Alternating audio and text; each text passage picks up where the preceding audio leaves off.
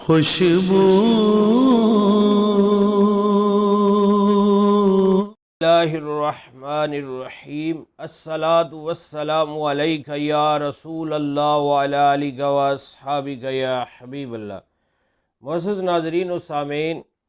شیخ طریقت امیر اہل سنت امیر دعوت اسلامی حضرت علامہ مولانا محمد الیاس ستار قادری رضوی ضیائی دامت برکاتہم العالیہ اپنی بہت ہی پیاری کتاب فیضان رمضان شریف میں مجمع الزوائد، جو کہ حدیث شریف کی بہت پیاری کتاب ہے، اس کے حوالے سے یہ حدیث شریف نقل فرماتے ہیں۔ حضرت جابر بن عبداللہ رضی اللہ تعالیٰ عنہ روایت کرتے ہیں، سرکار دو عالم نور مجسم صلی اللہ علیہ وآلہ وسلم نے ارشاد فرمایا کہ بدبخت ہے وہ بندہ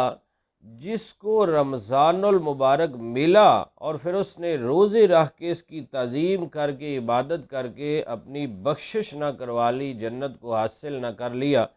اور دوسرے نمبر پر فرمایا کہ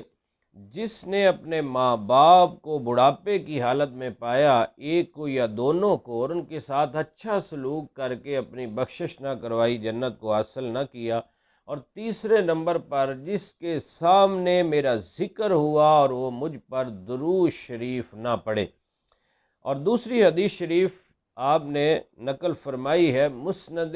احمد بن حنبل کے حوالے سے، مسند احمد کے حوالے سے آپ نے حدیث شریف نقل فرمائی۔ اس کے راوی جناب ابو ہریرہ رضی اللہ تعالیٰ عنہ ہیں۔ اس میں بھی اسی سے ملتے جلتے مفہوم والی ہی حدیث شریف ہے۔ فرمایا کہ جس کے سامنے میرا ذکر ہوا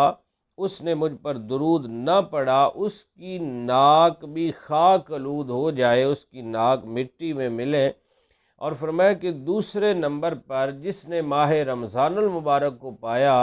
اور پھر روزے رکھ کے تعظیم کر کے جنت کو حاصل نہ کیا، بخشش نہ کروائی، اس کی ناک بھی خاک آلود ہو جائے، مٹی میں ملے۔ اور تیسرے نمبر پر فرمایا کہ جس کے ماں باپ والدین بڑھاپے کی حالت میں ملیں اور ان کی خدمت کر کے اچھا سلوک کر کے جنت حاصل نہ کریں،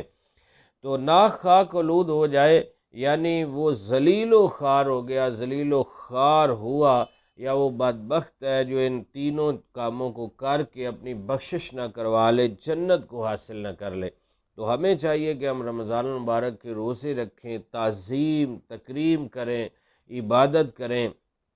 اللہ رسول کا حکم مانیں، اور جہاں بھی پیارے آقا صلی اللہ علیہ وسلم کا اسم گرامی نام نامی محمد صلی اللہ علیہ وسلم سنیں تو جھوم کر درود و سلام کا نذرانہ پیش کریں، ہدیہ پیش کریں، درود و سلام پڑھیں اور ماں باپ کی خدمت کریں، اور خصوصاً بڑھاپے کی حالت میں ان کے ساتھ اچھا سلوک کریں۔ اللہ رب العزت ہمیں یہ کام کرنے اور اس کی توفیق بھی عطا فرمائے، کرنے کا جذبہ بھی عطا فرمائے، اور پھر اپنی پاک بارگاہ میں قبول و منظور فرما کے ہمیں دونوں جہاں کی برکتوں سعادتوں سے مالا مال فرمائے۔ آمین بجاہ نبی الامین صلی اللہ علیہ وسلم۔